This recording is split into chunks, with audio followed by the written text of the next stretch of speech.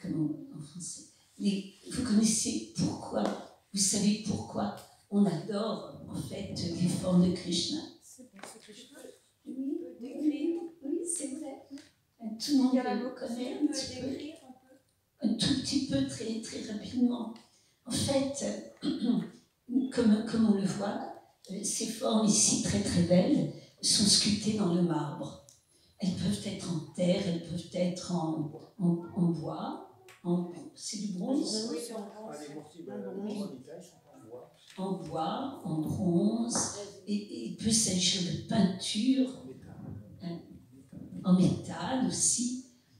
Donc on aurait tendance à penser que ce sont des statues. Mais en fait, si Dieu existe, il peut se manifester dans n'importe quelle forme. Et il y a une cérémonie où un grand mystique, le maître spirituel, un pur dévot, demande à Krishna, invite Krishna à se manifester dans ces formes de matière. Et là commence le processus de Bhakti Yoga. En fait, dans le monde matériel, pendant des vies et des vies, nous avons été et nous sommes le centre de notre propre univers. Et nous sommes au centre et tout ce qui nous entoure évolue autour de nous. Mais le procédé Bhakti Yoga, c'est en fait de mettre Dieu au centre. Et ainsi, on peut obtenir l'unité avec tous nos frères et nos sœurs. Et il y a beaucoup moins de conflits, parce que le centre est le même. Donc, tout ce que nous faisons dans la vie ordinaire, manger, se vêtir, toutes ces choses-là, on met Krishna au centre. Par exemple, on lui offre la nourriture, il peut la manger, et il la sanctifie. Et ensuite, nous prenons cette nourriture sanctifiée, nous devenons purifiés. On lui offre donc différentes choses. On peut lui offrir des prières. Et puis, il y a beaucoup d'exemples dans les écritures védiques où la Murti, à cause de la pureté de son dévot, en fait, devient animée et agit, parle au dévot, beaucoup de choses mystiques qui se passent. Donc, c'était ce qui se passait. Le maître spirituel, Prabhupada, allait faire une cérémonie avec des murtis et demandait à Krishna de venir dans les murtis. Et quand il a installé les murtis à Londres, elles sont très très belles, c'était les premières murtis dans le monde occidental. Il nous a dit, Krishna vous a trompé. Il n'est pas venu sous la forme d'une murti, il est venu lui-même, de Radharandhanishvara. Donc, la cérémonie devait avoir lieu le 14 décembre 1969. Mais il n'y avait pas de murti. C'était dans une semaine, 10 jours. Et voilà que tout à coup, il y a un coup de téléphone. Là, c'est un monsieur indien qui téléphone et qui dit « J'ai appris... » Ça fait ce bruit, ça. Ah bon? Comme ça. Est-ce qu'on garde le micro ou pas? Non, on garde. J'ai besoin parce que ma voix elle est très... Non, c'est bien. Ça va. Ça va. Est-ce que ça va avec ta main ou tu veux le porter? J'aime bien comme ça. Et donc, voilà un coup de téléphone. Et vous savez, ces anciens téléphones qui sont fixes, et on les tourne comme ça. On fait les numéros, peut-être vos parents, vos grands-mères. Et il y avait seulement un téléphone dans le temple. Alors le dévot décroche. Voilà, j'ai entendu dire que vous vouliez des murtis en marbre pour votre temple. J'en ai. Est-ce que vous voulez venir les voir? Alors les dévots vont voir Prabhupada, ils lui demandent. Et Srila Prabhupada dit, oui, tout de suite, allons-y. Et il dit, prenez la camionnette. Alors ils arrivent, c'est une grande salle. Il y a un monsieur indien. Et en fait, on a appris plus tard la main du Srimati Radharani avait été cassée, le petit doigt, elle avait été recollée, et pour les prêtres indiens traditionnels, c'était pas bon. Mais bon, Prabhupada ne lui accordait aucune importance. Alors, Prabhupada arrive, il commence à parler au monsieur, et c'est ce qu'on appelle en anglais small talk, une petite conversation tout à fait banale. Il lui dit, vous venez d'où en Inde? Alors le monsieur répond, et qu'est-ce que vous faites? Quelle est votre activité? Et donc le monsieur lui dit, mais Swamiji, vous n'êtes pas intéressé par les mourtis? Et bon, on dit plus tard. Puis après, il pose la question qui est une vraie tuerie pour un monsieur indien. Et la question, c'est, est-ce que vous avez des fils? Parce que dans la famille indienne, surtout autrefois, c'était très important d'avoir des garçons. C'était vraiment la fierté de la famille, plus que les filles.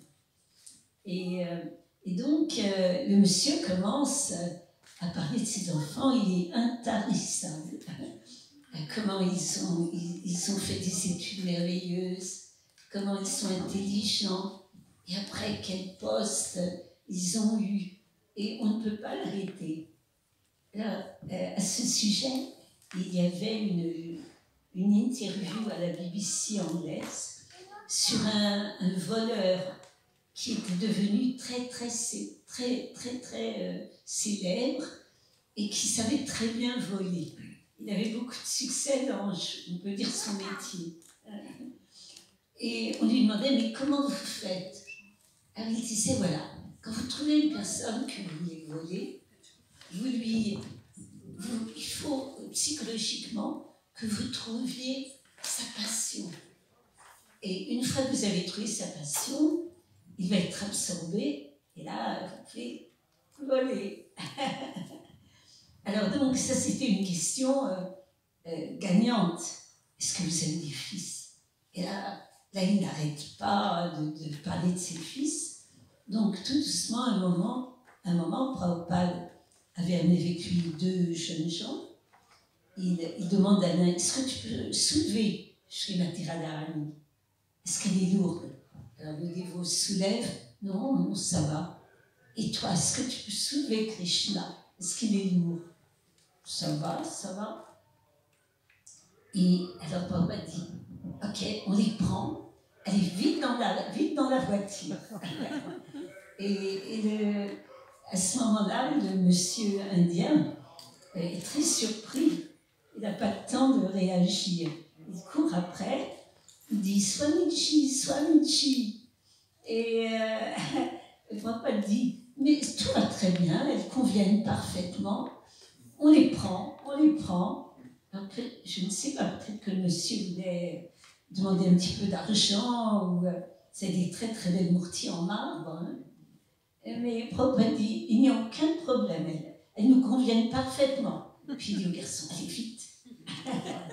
Donc tout le monde monte dans la camionnette, les dévots à l'arrière avec les mourtis, Prabhupada à l'avant, et il dit au conducteur, allez, conduis vite.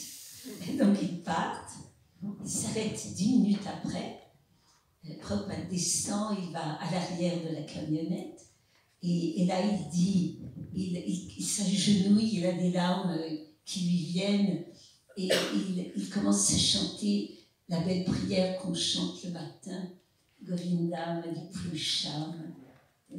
Et après, ils amènent Radha et Krishna au temple. Mais c'est à ce moment-là que le Seigneur Krishna et Radharani a décidé de devenir le Seigneur indiscutable de Londres. Hein. Ils se sont appelés Shishi Radha Nandan Vishvara. Donc la cérémonie a lieu le matin. Nous, on est prisonnières des filles en bas qui mettent le sari, qui nous coiffent, parce qu'elles pensent qu'on ressemble à des Maya Devi, Alors elle s'occupe de nous. Et pendant ce temps-là, Prabhupada installe les mourtis. Il récite des hymnes védiques. Il est baigne. Une très très grande dévote, une sainte dans notre mouvement qui s'appelle Yamuna Devi. Elle l'aide. Après, Prabhupada essuie les mourtis. Et ensuite il demande à 2 garçons d'amener les mourtis sur l'autel. Alors, la salle du temple est beaucoup moins grande que cette salle. Elle va peut-être en longueur, elle est moins longue. Comme, tu dirais quoi? Montre-nous. À peu près d'ici jusque-là. Voilà. Elle n'est pas plus longue, elle donne sur la rue. C'est un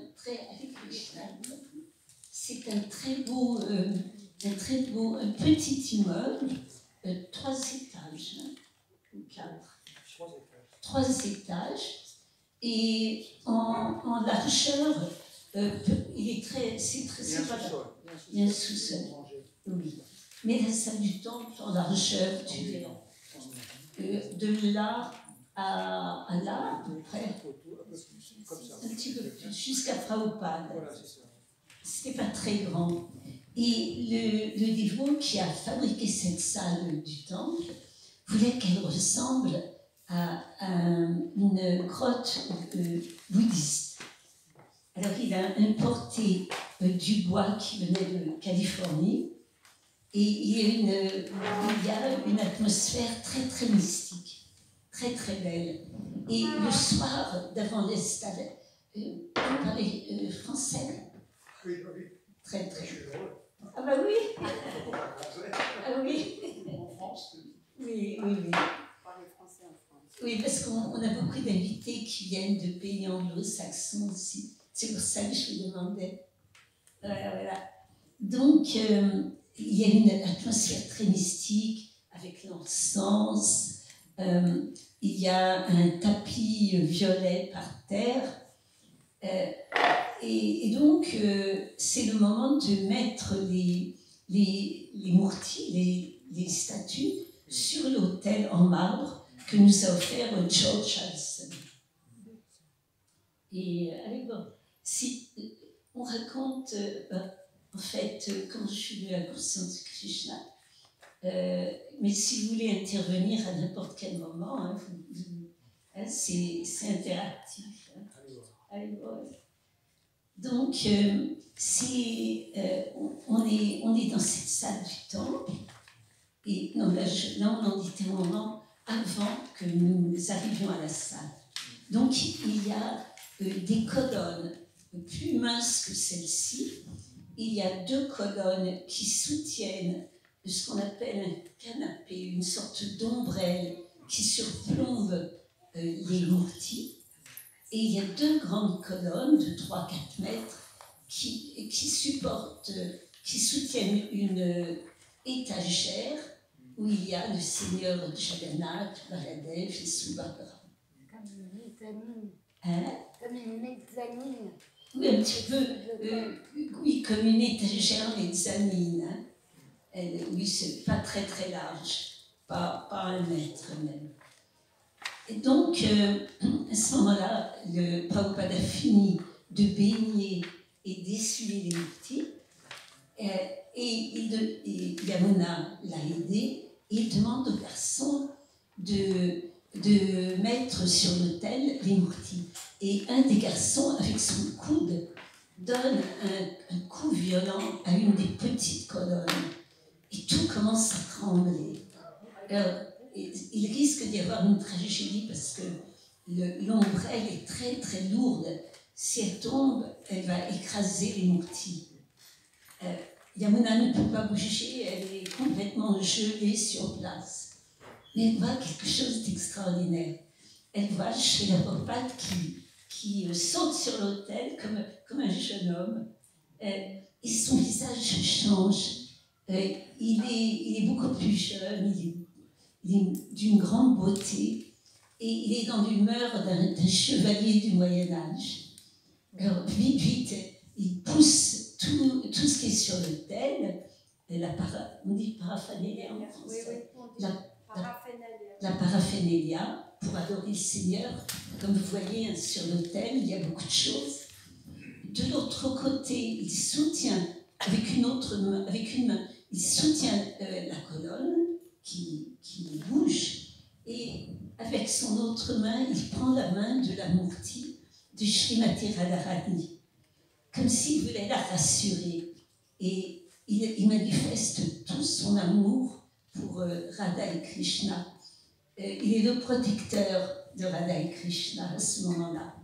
Et Yamuna voit des perles de sueur. J'ai du mal en français, je n'ai pas l'habitude. Des perles de sueur qui sont sur ses sourcils.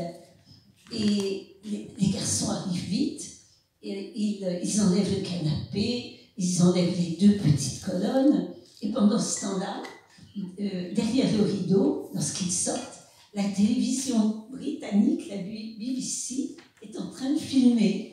Et ils croient que c'est le rituel. Alors, Prabhupada respire parce qu'une tragédie a été évitée. Il dit à Yamuna Devi, vite, tu habilles les murtis, et tu habilles les murtis, et puis il part dans cette chambre qui est au premier étage. Alors pendant ce temps-là, ça y est, nous, enfin, on est habillés par les dévotes avec un sari, avec nos cheveux attachés, on n'a plus l'air de Maya Devi, on peut aller dans le temple. On arrive, on n'a rien vu de tout ce qui s'est passé, mais il y a un très très beau kirtan. Certainement Yamuna chante, elle conduit le kirtan, elle a une voix magnifique. Il y a un dévot qui à l'époque s'appelle Mukunda Prabhu, un grand musicien de jazz. Il joue du mridanga, le tambour indien à deux faces. Et Joël et moi, nous sommes complètement prises par l'atmosphère magique dans le temple. Et voilà, tout à coup, tous les dévots, nous sommes peut-être une petite dizaine, tombent par terre, complètement allongés par terre. Alors, on n'a jamais vu ça, on ne sait pas pourquoi, mais comme on est des jeunes filles de 19 ans de Poly, on fait la même chose. Mais j'ai une grande curiosité. Alors, je ne peux pas m'empêcher de lever la tête.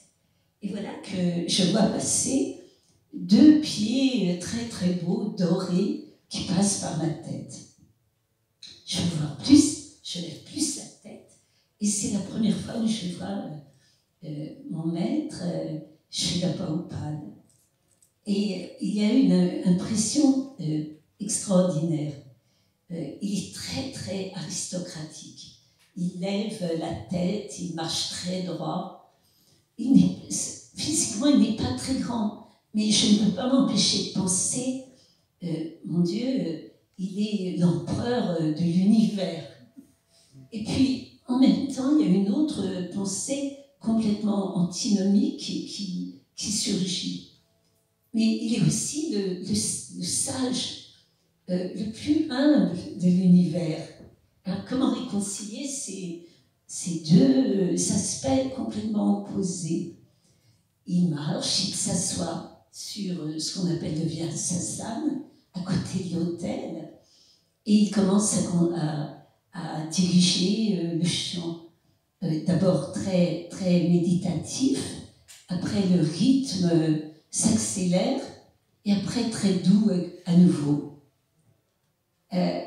Et nous sommes sous le charme.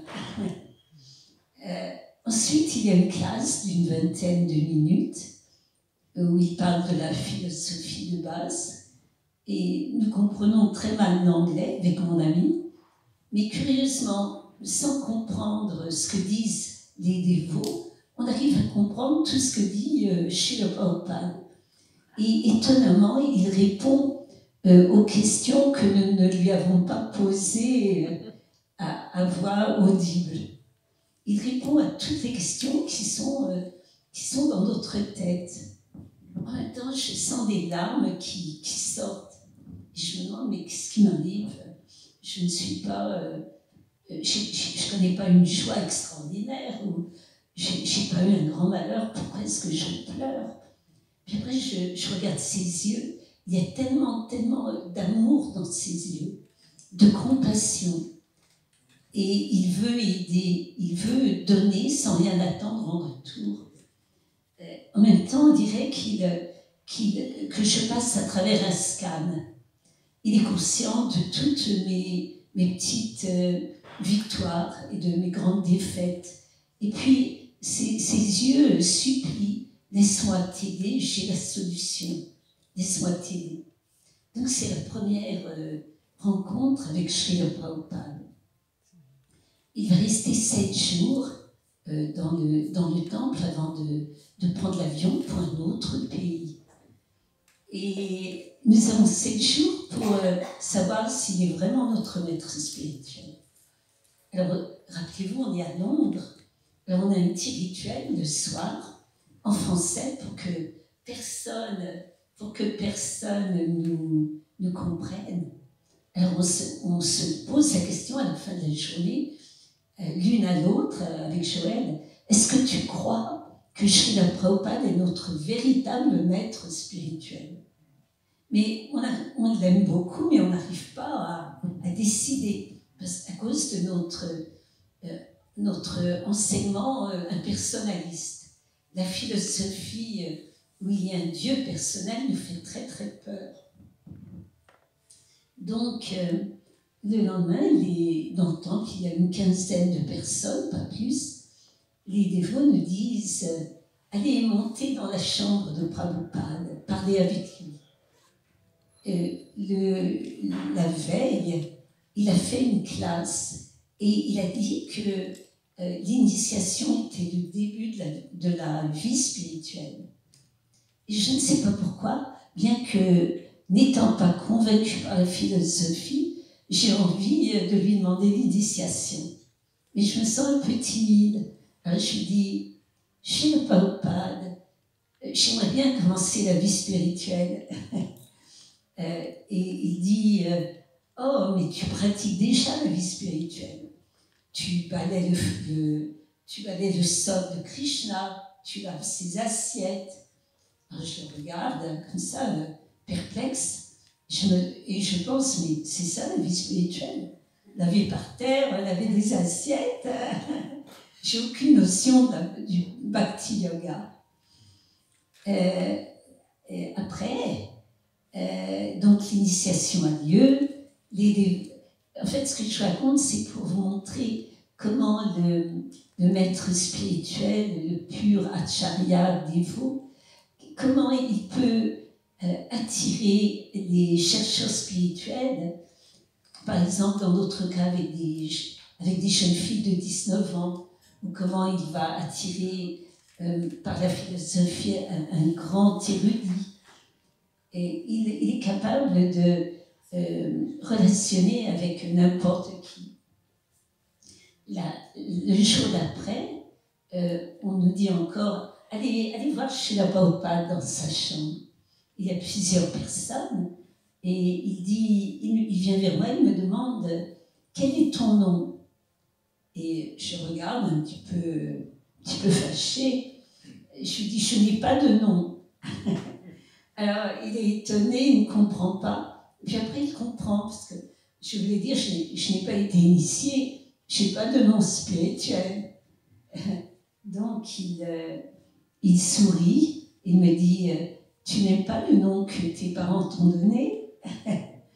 Et il a un grand sourire pour dire, mais moi, je vais te donner un nom que tu vas aimer. Voilà. Alors, est-ce qu'on a... Je regarde l'heure. C'est ça. Donc, à ce moment-là, j'aimerais raconter l'histoire d'une jeune dévote qui habitait à Amsterdam et qui vient se faire initier à Londres. Ça va concerner l'attribution de noms. Par exemple, on a tous des noms qui ne sont pas des noms qu'on a eus à la naissance en France. C'est le maître spirituel qui donne les noms. Tu n'as pas dit que le nom que Prabhupada t'a donné. Je vais le dire. Ah, pardon. Tu l'avais rêvé. C'est ça. Mais là, je vais pas. Non. Mais là, je vais parler de cette jeune fille française qui habitait à Amsterdam. Elle vient à Londres avec une autre amie qui, elle, venait d'Australie. Et elle demande à son amie australienne, quel nom voudrais-tu que Prabhupada te donne? Mais elle ne sait pas que les noms sont déjà attribués. Ils sont déjà marqués. Prabhupada va les donner avec le chapelet sur lequel il a chanté les noms de Krishna. C'est déjà décidé. Alors, elle demande à son amie australienne. Son amie australienne lui dit « Oh, moi, je voudrais le nom d'une vache. » Et il lui dit « Et toi, Géraldine, qu'est-ce que tu veux comme nom ?» Elle dit « Oh, moi, je n'accepterai aucun nom, sauf le nom d'une gopie. » Tout le monde sait qui sont les gopis, hein? Tout le monde dit « Est-ce que quelqu'un ne sait pas? » Non? Tout le monde sait? Ok. Je ne veux que le nom d'une gopie. Alors, elle dit, pour que Prabhupada comprenne quel nom il doit nous donner, dès qu'on arrive à Londres, on va aller dans une boutique indienne. Alors, son amie australienne, elle dit, regarde, tu as acheté ce bracelet qu'on met sur les chevilles, et avec des grosses clochettes. Et quand tu vas marcher, Prabhupada va entendre le son des clochettes, il va penser aux vaches dans les prés. Et comme ça, il va te donner le nom d'une vache. Et elle dit, et pour elle, elle choisit des très très beaux vêtements, des jupes dorées, argentées, des colliers, du maquillage. À cette époque, les dévotes sont habillées très simplement. Ce sont un peu comme des draps en coton qu'on a teint la couleur des dhotis des brahmacharis, orange, et on les met, on n'a pas de boucle d'oreille, on n'a pas de bijoux, on n'a pas de maquillage, rien. Et voilà qu'elle, elle se part comme une princesse. Alors elle s'arrive dans le temple, Prabhupada fait la cérémonie, et voilà l'amie australienne qui se lève avec ses clochettes, tout le monde est étonné. Alors Prabhupada lui demande quelles sont les 4 règles. Donc elle explique les 4 règles. Après, il lui donne son chapelet et il lui dit, ton nom est Surabhi, la meilleure vache de l'univers. Alors tout le monde dit Chai. Mais les noms étaient déjà choisis avant. Et après, quand c'est le tour de Géraldine, elle se lève, tout le monde la regarde étonnée, elle est maquillée, et elle regarde Prabhupada, elle fait comme font les danseuses du Bharatnatyam, elle regarde Prabhupada, elle lui fait des yeux doux, comme des gopis. Hein, et donc Prabhupada demande quelles sont les règles. Elle dit les 4 règles pour devenir disciple. Il lui donne le tchapa, elle va faire ses hommages. Et là, il lui dit, ton nom est Kishori. Kishori, la plus grande gopi, le nom de Srimati Radharani. Donc, c'est toujours très drôle, les cérémonies où on reçoit son nouveau nom. Parfois, on ne sait pas... On ne sait pas ce qui se passe, parfois c'est très mystique comme ça. C'est Murti de Londres. On peut dire que c'est ce sont les dernières Murti que Prabhupada va voir en Occident, puisque j'étais là ce jour-là, il va les regarder. J'ai revécu un peu cette ambiance, cette époque que tu as vécue. Et la deuxième chose, tu as parlé des Murti, des statues. Alors, ça paraît difficile à comprendre peut-être, mais sauf que, par exemple à Lourdes, il y a un dévot qui est parti à Lourdes. Est-ce que vous savez que sur 7000 guérisons depuis le temps de Bernadette, seulement 70 ont été reconnus sur 7000. Donc il y a dans la conscience collective des chrétiens en France et ailleurs, par rapport à cette Sainte Marie, dans la forme de marbre, je ne sais pas dans quoi c'est fait, ce qu'ils font dans les églises ou à Lourdes plus particulièrement, on voit bien admettre quand même qu'il y a quelque chose qui se passe. Donc, quelque part, dans la conscience de Krishna, il y a quand même une analogie où on voit, au début, il y avait un rejet, on était jeunes, on avait 19 ans, moi j'avais 20 ans, 1961. Donc, de nos parents, notre entourage, on trouvait ça, la Murti, c'est Krishna, c'est Dieu qui descend dans la statue. C'était un petit peu. Mais 50 ans après, on a voyagé et tout un chacun peut voir et dire que dans la religion chrétienne et dans d'autres religions aussi, il y a cette chimie qui va s'opérer. Oui, en fait, Dieu n'est pas différent de la Murti. Il se manifeste. Et donc, en ce qui concerne mon nom, tu avais raison, Prabhupada m'envoie donc une lettre avec mon nom, et il avait écrit « Ma chère fille Mandakini, j'ai reçu ta lettre datée du blablabla ». Et après il dit « Je suis très heureux de t'accepter comme ma disciple. Ton nom ?» Ah oui, parce que le nom, je lui ai demandé quel nom est-ce que je vais recevoir. Et il y avait une amie dévote qui m'avait tout appris à l'époque, et qui s'appelait Yamuna Devi. Et j'avais pensé, j'aimerais avoir le nom d'une rivière sacrée, comme le nom de Yamuna. Et en fait, Prabhupada me dit, eh bien voilà, Mandakini, c'est le nom d'une rivière sacrée qui coule dans les planètes sédéniques avant de venir sur Terre comme le Gange. Il avait donc répondu à ce désir. Je vais être obligé de vous quitter. Bien sûr. Avant de quitter cette assemblée, Parle avec le micro. je vais dire quand même, avant de quitter cette assemblée, que franchement, j'ai un respect infini pour Mandakini. Elle a nourri ma vie. Je suis de 1951, je suis désolé. J'ai 74 ans, je l'ai connue il y a 50 ans. Et cette personne, à cette époque, en 1973, Prabhupada l'a envoyé en Russie. Elle va sûrement vous en parler. Il l'a envoyé en Russie. À cette époque, nous le savions, cette histoire, à Paris. Et on disait, c'est impossible.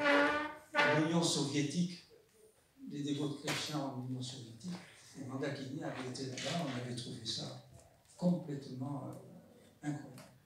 Vous voyez que 50 ans après, c'est quand même... C'est magnifique. C'est une vie.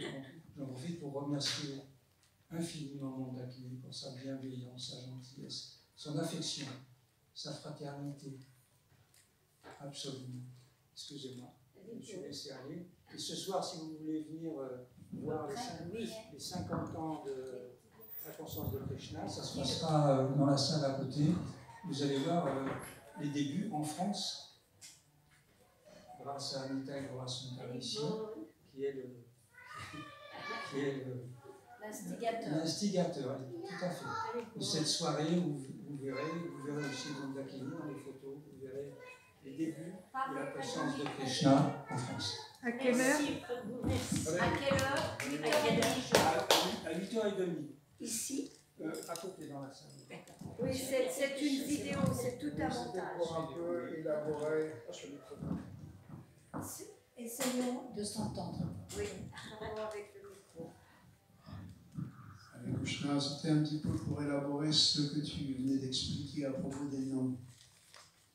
Comment en fait Krishna, il est dans le monde spirituel, dans sa forme de Krishna, Et il s'exprime dans la forme de Mahavishnu, après de Garbhodaka-Vishnu et de Kshilo-Daka-Vishnu, dans le cœur de chaque personne. Un peu comme le soleil qui est à un endroit, et en même temps il est partout, à travers ses rayons. Et donc dans le cœur de chaque personne, le maître spirituel est en fait dans le cœur de chaque personne. Il est une manifestation de Krishna dans notre cœur qu'on ne peut pas voir, qu'on ne peut pas entendre. Mais il connaît nos désirs, et c'est comme ça qu'il a pu donner à Mandakini et d'autres, et Mataji Kishori, le nom. Et moi j'ai une petite anecdote qui montre comment Krishna, dans le cœur, comment Prabhupada savait ce qui était dans mon cœur. Le temple de Paris, rue Le Sueur, c'était un temple très très petit au rez-de-chaussée. Et Srila Prabhupada devait venir, il était à Londres, il était malade, est-ce qu'il allait venir, est-ce qu'il n'allait pas venir, est-ce qu'il allait venir, est-ce qu'il n'allait pas venir. Et donc finalement Srila Prabhupada est venu, et donc il a fait une allocution dans le temple qui d'habitude normalement dure à peu près 40 minutes, 45 minutes. Et donc il était sur son Vyasasana, les Murtis en face, et il y avait deux portes pour rentrer dans le temple, la porte principale et une toute petite porte sur le côté près des Murtis. Je ne sais pas si tu te souviens de cette petite porte-là. Et donc moi je faisais son kirtan à l'époque, je distribuais des livres, et donc j'étais dans le temple, et Srila Prabhupada regardait tout le monde, mais il ne me regardait pas. Et j'avais envie que Prabhupada pose son regard sur moi. Et puis, non, il ne me regardait pas. Et donc finalement, quand j'ai vu que la classe allait être terminée, je suis sorti très très vite par cette petite porte. Je voulais qu'il me voie. Et normalement, traditionnellement, chez le Prabhupada, avant de quitter le temple, il y avait une haie qui était faite, une haie avec des sannyasis, des anciens niveaux, pour laisser chez le Prabhupada passer et aller jusqu'au Murti. Mais en fait, moi je suis sorti. Dès que je suis sorti, la porte s'est ouverte et chez le Prabhupada était en face de moi. C'est-à-dire qu'en fait, il devait être malade, il avait dû faire un signe qu'il voulait monter dans sa chambre, et moi, donc, je vois chez le Prabhupada, je me prosterne, Nama, alors j'étais debout depuis pas très très longtemps, j'avais un fort accent français, Nama Om Vishnu Padaya Krishna Prastaya Bhutale Shrimati Bhakti Vedanta Swami Niti Namine Namaste Sarasvate Deve Gauravani Pracharine Nirvishe Shashuni Avadi Pasatya Deshakarine. Ça prend du temps. Et quand je relève les pieds, en fait, Srila Prabhupada a bloqué tout le monde derrière. Il attendait que je termine mes prières. Et il m'a scanné, ce que tu as dit tout à l'heure, ça m'a vraiment fait penser à ça. Il m'a regardé, mais il m'a complètement cloué au sol. Je lève la tête et je vois Srila Prabhupada qui me regarde. Il me scanne complètement. Il peut lire à l'intérieur de mon âme exactement où j'en suis. Il me fait un grand sourire, un signe de tête comme font les Indiens. Et puis, il est monté et il est parti. Sans m'avoir parlé. Simplement ce clouage de regard dans mes yeux, vraiment, je ne l'ai pas oublié, après 50 ans. Hare Krishna, c'était toi qui m'avais pensé à cette petite anecdote. Hare Krishna, Jai Prabhupada. Merci. Tu veux dire quelque chose? Oui,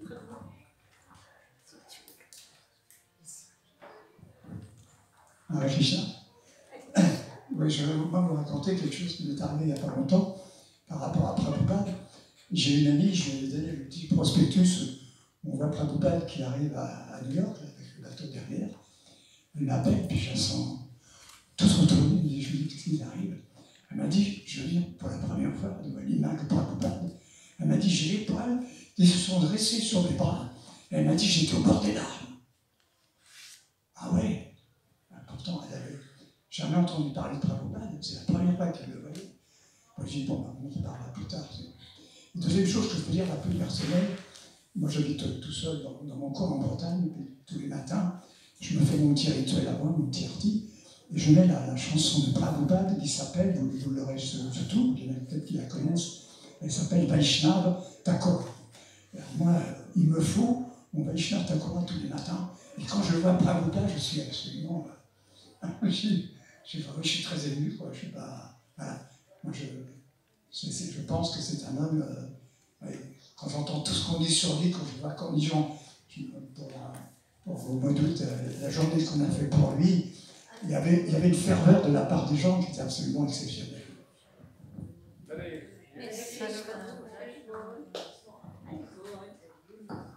Oui, c'est juste. Srila Prabhupada, en fait, n'est pas limité par le corps physique. Même maintenant qu'il a quitté ce monde, il peut apparaître dans les rêves, dans les visions des gens qui n'ont pas connu physiquement. Et c'est très très fréquent. C'est magnifique. Donc pour revenir à notre petite histoire, nous en étions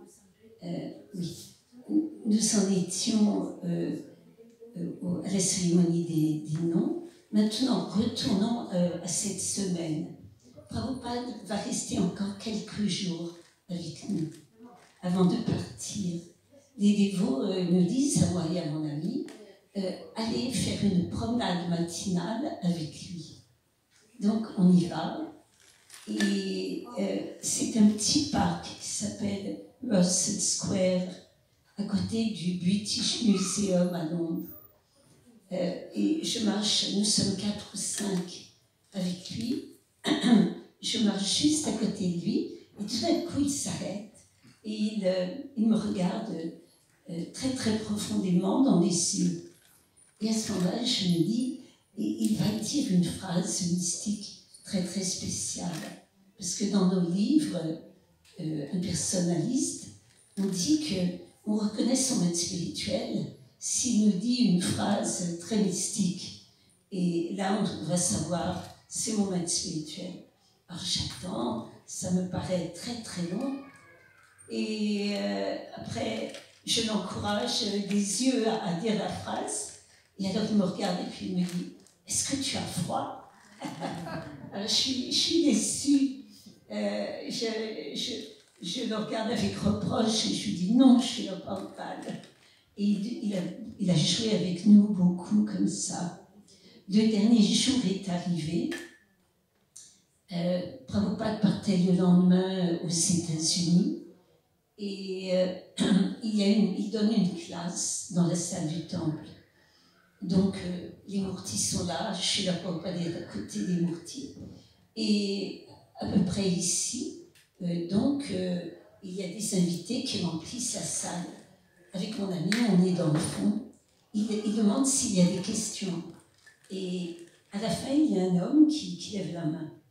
Et cet homme, il venait régulièrement pour apprendre aux dévots à parler et à écrire le sanskrit. Et il lève la main, puis il dit, en fait, Krishna n'est pas Dieu. Dieu n'est pas une personne. Dieu n'a pas de forme. Donc, c'était la philosophie qu'on connaissait. Et Prabhupada le laisse à peine parler. Il devient tout rouge et en colère. Et il lui dit, tu es un fou, tu es un âne. Comment tu oses dire des stupidités pareilles? Et il se met de plus en plus en colère. Alors, avec mon ami, on est très confuse, parce qu'on a lu dans nos livres qu'un maître spirituel doit contrôler sa colère. Et on ne sait pas à l'époque qu'on peut être en colère pour défendre Krishna ou défendre un dévot. Et donc ce soir, quand on se pose la question, est-ce qu'il est notre maître spirituel? On se dit non, malheureusement, on l'aime beaucoup, mais un maître spirituel contrôle sa colère. Et on commence à manger notre colère. On est très triste, mais le matin, avant qu'on puisse partir, Yamuna Devi vient, puis elle nous dit « Srila Prabhupada veut vous voir ». Donc on monte le voir, au premier étage, dans sa chambre, et il ne nous parle pas de philosophie. Il parle de choses très simples. Il me demande si je peux taper à la machine. Il n'y a pas d'ordinateur à cette époque. Mais il est absolument charmant, plein d'amour. Et quand on quitte sa chambre, on ne sait pas pourquoi, mais on ne veut plus partir. Il nous a vraiment sauvés du piège impersonnaliste, oui, oui. Donc le lendemain, c'est l'heure du départ. Le temple entier accompagne Srila Prabhupada à l'aéroport. Et c'est très informel. On est assis avec lui sur les bancs. Il répond à nos questions. Il conduit le kirtan. Et à ce moment-là, au fond du cœur, j'ai la réponse que oui, c'est mon maître spirituel éternel. Et je vais pratiquer ce procédé de Bhakti Yoga et on verra ce qui va se passer. Donc, ça c'était pour expliquer comment s'est fait la rencontre avec Srila Prabhupada. Et c'était le début d'une grande aventure spirituelle. Donc, je vais peut-être pas trop parler de la Russie, parce que c'est très long, hein. Un petit peu. Vous n'êtes pas trop fatigué? Alors ça, j'ai une petite anecdote à vous Vas-y. si vous voulez. Oui. J'habitais aux États-Unis quelques années et un dévot s'appelle Padma Garma et il voulait pouvoir avoir les chaussures de Srila Prabhupada. Alors il a regardé quelle marque c'était, il a acheté exactement les mêmes, il a mis du temps, il a trouvé les mêmes chaussures et il a échangé les chaussures de Prabhupada, il a pris celles de Prabhupada pour qu'il puisse les avoir pour son hôtel. Et donc le lendemain, Srila Prabhupada a fait la classe et tout, et à la fin de la classe, il dit « And you should not steal the shoes of your spiritual master. » Vous ne devriez pas voler les chaussures de votre maître spirituel. Il avait très très bien compris, il n'avait rien dit, mais il avait réalisé ce qui s'était passé. Je trouve que c'était une petite anecdote amusante. And you should not steal your spiritual master's shoes. Tu veux dire quelque chose? Donc, juste pour un tout petit peu, pour expliquer que parfois le maître spirituel donne une mission. Et ça, c'est vraiment un grand bonheur. En fait, il donne à tout le monde une mission. C'est expliqué dans des livres. Un jour, un dévot lui a demandé comment est-ce qu'on peut repayer la dette qu'on a envers vous. Alors il a dit c'est impossible, mais vous pouvez me faire plaisir. Vous acceptez ce que je vous ai donné et vous le partagez avec le monde entier. Ça c'est la mission du disciple, aider son maître spirituel dans sa propre mission à son maître spirituel.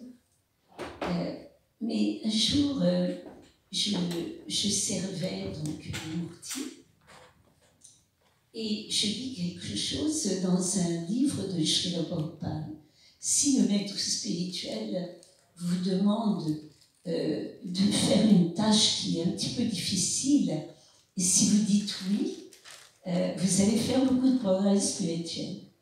Donc, je cours voir les Murti de Sri Radhananda Nishvara.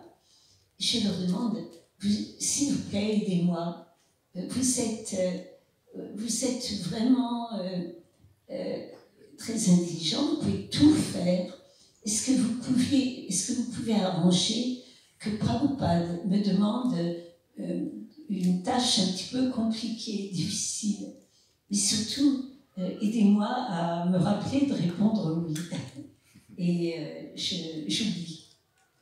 Et à ce moment-là, on apprend que Srila Prabhupada est en fait à Moscou. Et à l'époque, c'était l'époque de ce qu'on appelle